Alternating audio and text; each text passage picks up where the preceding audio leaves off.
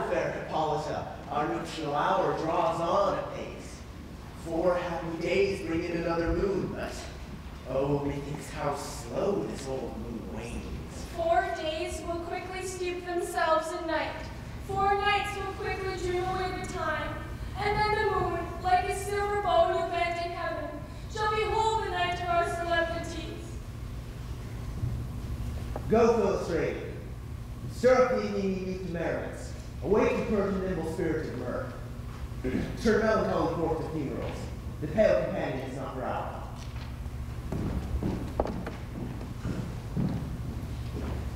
Hippolyta, I wound thee with my sword, and one I love doing thee injuries. But I will wed thee in another key, with pomp, with triumph, and with reveling.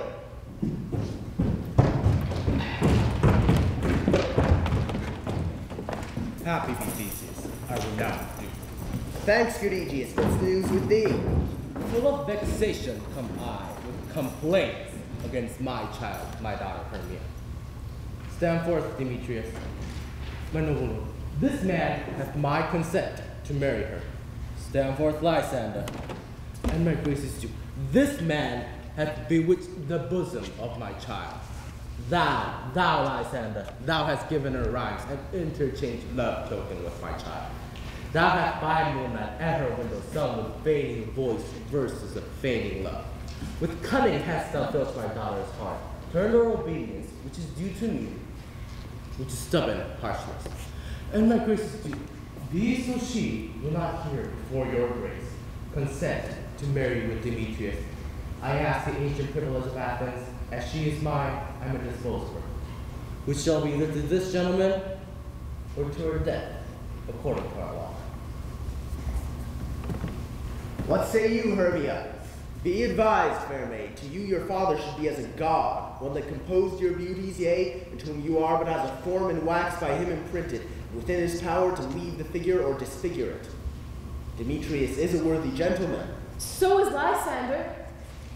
In himself he is, but in this kind, wanting your father's voice, the other must be held the worthier. I would my father looked but with my eyes. Rather your eyes must with his judgment look. I do entreat your grace to pardon me. I know not by what power I may bold, but I beseech your grace that I may know the worst that may befall me in this case, if I refuse to marry Demetrius. Either to die the death, or to abjure forever the society of men. Therefore, fair Hermia, question your desires, know of your youth, examine well your blood, whether if you yield not to your father's choice, you can endure the livery of a nun. Thrice blessed they that so master their blood to undergo such maiden pilgrimage, but earthly or happy is the rose distilled to the which, withering on the virgin thorn, grows, lives, and dies in single blessedness. So will I grow, so live, so die, my lord.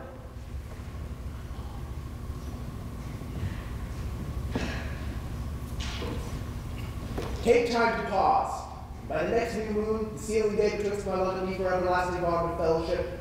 Upon that day, whether prepared to die for disobedience to your father's will, or to wed Demetrius as you would, or upon Diana's altar to protest for austerity and single life. Relent, sweet Hermia, and Lysander, yield thy praised title to my certain right. You have her father's love, Demetrius. Let me have Hermia's. Do you marry him? Scornful, Lysander! Truth he hath granted, and what is mine, my love shall render him, and she is mine. And all my rights of her, I do estate unto Demetrius. I am, my lord, as well derived as he, as well possessed. My love is more than his. I am beloved of beauteous Hermia. Why should not I then prosecute my right? Demetrius, all vouch to his head, made love to Nidar's daughter, Helena, and she, sweet lady, dealt upon this spotted and inconstant man. I must confess I have heard as much and thought with Demetrius who spoke thereof. But being overfull of self-affairs, my mind is losing. But Demetrius, come, Aegeus. I have some private schooling for you both. As for you, Hermia, look you on yourself to fit your fancies to your father's will, or else the law of Athens yields you up to death, or a vow of single life. I'll jump.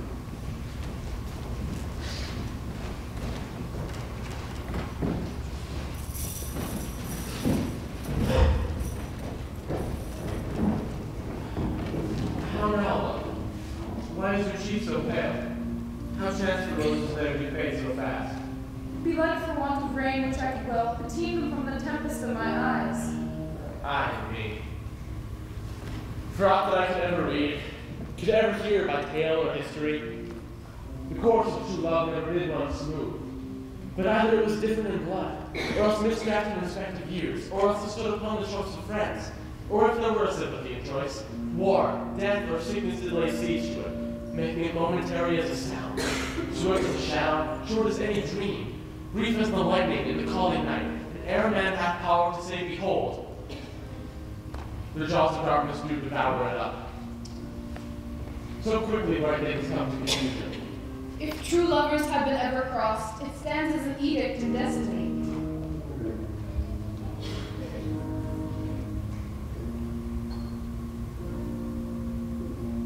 I have a widow aunt, a dowager, a great revenue, and she hath no child. From Athens is her house remote, Cyrenides. There, gentle Hermia, may I marry thee. And to that place, the sharp Athenian law cannot pursue us. If thou lovest me then, steal forth thy father's house tomorrow night, and in the wood, a league without the town, there will I wait for thee. My dearest Lysander, I swear to thee by Cupid's strongest bow, by his best heir with the golden head, by the simplicity of being of doves. In that same place thou hast appointed me, truly will I meet with thee. Keep promise, love. Here comes Helen. Godspeed, fair Helena. Whither away? Calling me fair? That fair did unsay. Demetrius loves you fair. Oh, happy fair. Your eyes are low stars, and your tongue sweet air, more tuned than when locked the shepherd's ear. When wheat is green and the hawthorn buds appear, sickness is catching. Oh, your favor so? Yours when I catch fair, Hermia, ere I go. Teach me how you look, and with what art you sway the motion of Demetrius' heart. I frown upon him, yet he loves me still. Oh, that your frowns will teach my smile such skill.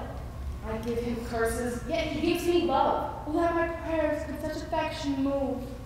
The more I hate, the more he follows me. The more I love, the more he hateth me. His folly, Helena, is no fault of mine. None but your beauty. Would that fault were mine.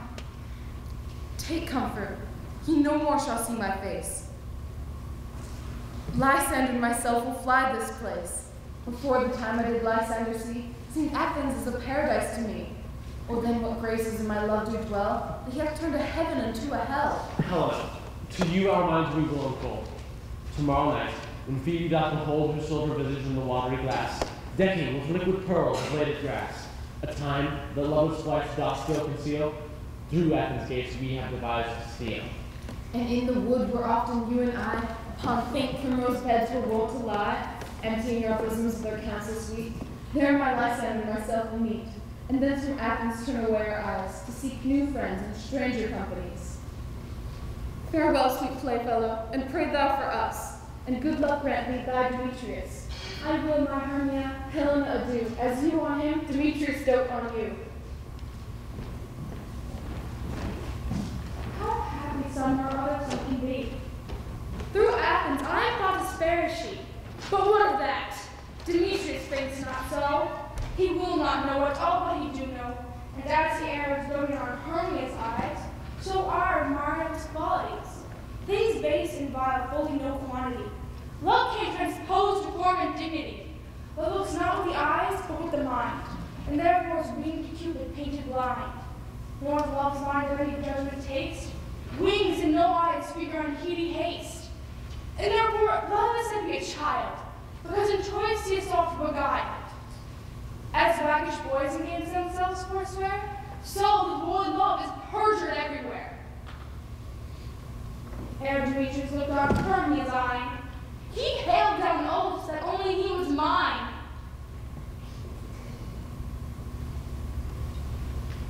I will go tell him the fair Hermia's flight.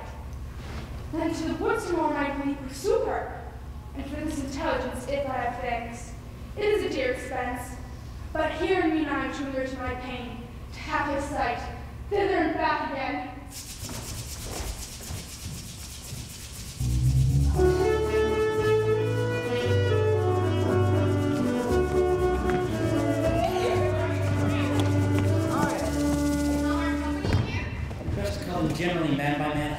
correct. Here is a scroll of every man's name which is thought fit through all Athens to play their interlude for the Duke and Duchess on their wedding day at night.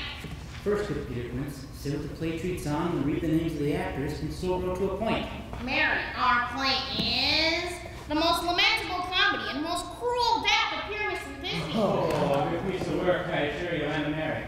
Now, good Peter Quince, call forth your actors by the scroll. Master, spread yourself. Answer as I call you. Nick Bottom, believer. Ready. Name what part I'm for and proceed. Nick Bottom, you are set down for Pyramus. Who is Pyramus? A lover or a tyrant? It is a lover that kills himself, most gallant for love. If I do it, the audience will look to their eyes. I'll move storms, I'll condole them in some measure. But to the rest, my chief humor would to play a tyrant. I could play Hercules rarely, a part to tear a captain to make all split. The raging rocks, the shivering shocks, shall break the locks of prison gate. And Phoebus' heart shall shine and fall, and make him mock the foolish face. That was all. Now, name the rest of your players. This is Hercules' vein, a tyrant's vein, a lover is one we know. Francis Flute, the bellows mender. Here, Peter Quince. Flute, you must take Thisbe on you. What is Thisbe? A water knight? It is the lady that Pyramus must love. Well, nice face. Why we not play a woman? I have a beard counter. That's all one. You should play it in a mask, and you may speak as small as you will. When you play Thisbe too, I may speak in a monstrous little voice. Thisbe died, lady dear. Pyramus never cared, and lady died. No, no. You must play Pyramus. And Flute, you Thisbe. Very well, proceed. Robin Starveling, the tailor. Here, Peter Quinn. You must play Thisbe's mother. Okay. Tom Snell, the tinker. Here, Peter Quinn. You must play Pyramus' father. Myself, Thisbe's father. Snug the joiner, the lion's part. And I hope here's a play fitted. Oh, have you the lion's part written? Pray you, if it be given me, for I am slow of study. You may do it extempore, for it is nothing but roaring. Okay. But you play a lion's part too. I will roar and will do any man's heart good to hear me. I'll roar and the Duke will say, let him roar again, let him roar again. You can play no part but Pyramus, for Pyramus is a sweet-faced man. A proper man as one would see in a summer's day. A most lovely gentleman-like man. Therefore, you must needs play Pyramus. Very well. I'll undertake. Masters, here are your parts, and I am to entreat you, request you, and desire you to come them by tomorrow night, and meet me in the palace wood, a mile without the town, by moonlight. There we will rehearse. In the meantime, I will draw up a bill of properties, such as our play wants. I pray you, fail me not. There we will meet and we will rehearse most obscenely and courageously. Take pains to be perfect. Adieu. I do so for me.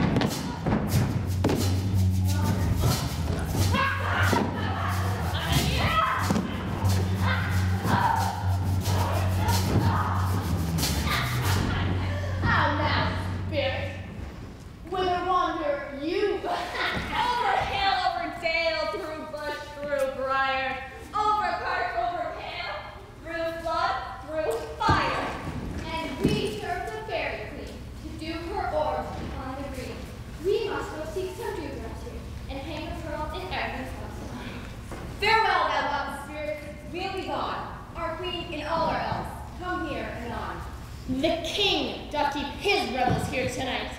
Take heed the queen come not within his sight. For Oberon is casting fell and wrath, because that she as her attendant hath the lovely boy, stolen from an Indian king. She never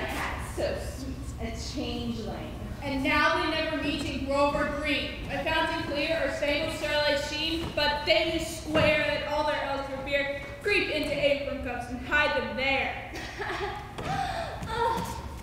Either I mistake your shape and make me white, or else you are that shrewd and knavish sprite called Robin Goodfellow. Are not you she that frights the maidens of the villager? Those that hobgoblin call you, and sweet puck, you do their work, and they shall have good luck. Are not you she? That was me, Mr. Right. I am the merry wanderer of the night. I jest to Oberon and make him smile. But Ruth, fairy, here comes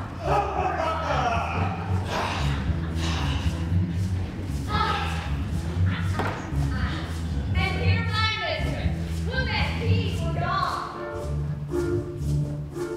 You made my moonlight proud to time. What, jealous Oberon? Fairies, skip hence.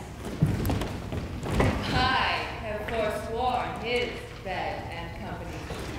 Terry, rash wanton, am I not thy lord? Then I must be thy lady. But I know when thou hast stolen away from fairyland, and in the shape of corn sat all day playing on pipes of corn, and nursing love to amorous Philida. Why art thou here, come from the farthest steppe of India? Oh, but that forsooth your bouncing Amazon, your busking mistress and warrior love to Theseus must be wed. And you come to give their bed joy and prosperity. Oh, how can thou thus for shame, Titania, glance at my credit with Hippolyta, knowing I know thy love to Theseus? These are the forgeries of jealousy. But with thy brawl thou hast disturbed our sport. And through this distemperature we see the seasons alter. Hoary-headed frosts far in the fresh lap of the crimson rose. And at all times, thin and icy crown, an odorous chaplet of sweet summer buds is, as in mockery set, the spring, the summer, child, and autumn, angry winter change their wonted liveries. This mazy world by their increase knows not which is which. And the same progeny of evils comes from our fate, from our dissension. We are the parents and original. Do you amend it then? It lies in you. Why should Titania cross her Oberon? I do but beg a little changeling boy to be my henchman. Set your heart at rest. The fairy land buys not the child of me. His mother was a votaress of my order, and by the spiced Indian air at night full often hath she gossiped by my side. But she, being mortal, of that boy did die. And for her sake do I grow up her boy, and for her sake I will not part with him. How long within this wood intend you stay? Perchance till after Theseus' wedding day. If you wish to dance in our round and see our moonlight revels, go with us. If not, shun me, and I will spare your harm. Give me that boy, and I will go with thee. Not for thy fairy kingdom. Fairies, away. I shall chide downright if I longer stay. Well, go thy way. Thou shalt not from this grove till I torment thee for this injury.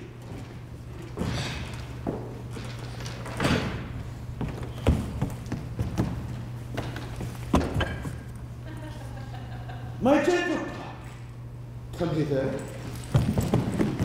Thou rememberest since once I sat upon a promontory and heard a mermaid on a dolphin's back utter such dulcet and harmonious breath that the rude sea grew civil at her song. I remember. That very time I saw, but thou couldst not, flying between the cold moon and earth, Cupid, all armed. A certain aim he took at a fair vestal thrown by the west, and loosed his love shaft smartly from his bow. Yet marked I were the bold fell. It fell upon a little western flower, before milk white, now purple with love wound. Fetch me this herb. With it, on sleeping eyelids laid, shall make, or man or woman, madly dote upon the next live creature that it sees. Fetch me this flower, and be thou here again ere the Leviathan can swim a league. I'll put a girdle round about the earth in 40 minutes. Having once this juice, I'll watch Titania when she's asleep, and drop the liquor of it in her eyes. The next thing then, she, waking, looks upon, be it a lion, or bear, or wolf, or meddling monkey, or a pygmy, she shall pursue it with the soul of love. And there I take this charm from off her sight, as I can take it with another herb. I'll make her render up her page to me. But who comes here? I, invisible, and I will overhear their conference. I love thee not, therefore pursuing not. Where's Lysander, fair Hermia? The one I'll slay. The other slayeth me. The hooks they were stolen in this wood, and here am I, and woed within this wood because I cannot meet my Hermia. Let's get thee gone, follow me no more. You draw me, you hard-hearted end. For him you draw not I, for my heart is true as steel. Need your power to draw, and I shall have no power to follow you. Do I entice you? Do I speak you fair? Or rather, do I not in plainest truth tell you that I do not nor cannot love you? And even for that, I do love you more. I am your spaniel, and Demetrius sees me but as your spaniel. Spurn me, strike me, neglect me, lose me. Only give me leave, unworthy as I am, to follow you. Tempt not too much the hatred of my spirit, for I am sick when I do look on thee. And I am sick when I look on you. You do impeach your modesty too much. To leave the city and commit yourself into the hands of the one who loves you not. To trust the opportunity of night and the ill counsels of a desert place with the rich worth of your virginity.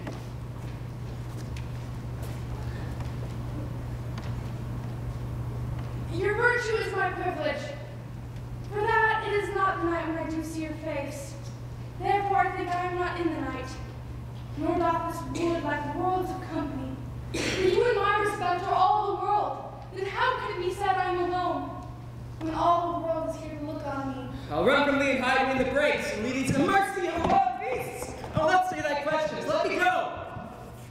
Or, if thou follow me, do not believe, but I shall do thee mischief in the wood. I, in the temple, the town, the fields, who do me mischief. By Demetrius, your wrongs do set a scandal on my sex. We cannot fight for love as men may do. We should be wooed, and we're not made to woo. I'll follow thee and make a heaven of hell, to die upon the hands I love so well. Fare thee well, nymph. Ere he do leave this grove, thou shalt fly him, and he shall seek thy love.